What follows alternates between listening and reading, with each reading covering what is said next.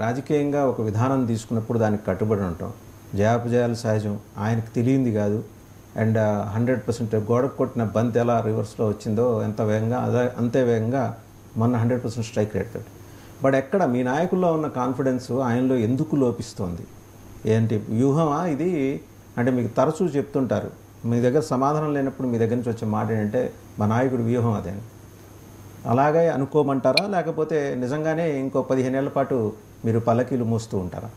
జనసేన అంటే commander in chief, ఆయన ఎప్పటికీ కమాండర్ ఇన్ చీఫ్గానే ఉంటారా, చక్రవర్తి కారా అనే ప్రశ్న మీ నాయకత్వంలోనే వినిపిస్తోంది. మీ క్యాడర్స్ కూడా 15 ఏళ్ళు ఇంకోళ్ళ పల్లకీ మోయటం కోసం అయితే మీ కార్యకర్తల భుజాలు సిద్ధంగా లేవనే సంకేతం స్పష్టంగా వచ్చింది.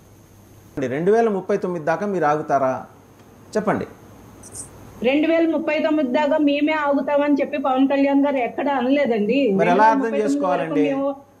టీడీపీకే మోస్తామని చెప్పి ఎక్కడ అనలేదు పవన్ కళ్యాణ్ గారు. రైట్, ఐ అప్రిషియేట్ అండి. నిజంగా మీరు చాలా కాంబాటింగ్ స్పిరిట్ నేను అంగీకరిస్తా. మీరు చాలా గట్టిగా వాదిస్తున్నారు, అందులో బలం లేనప్పటికీ.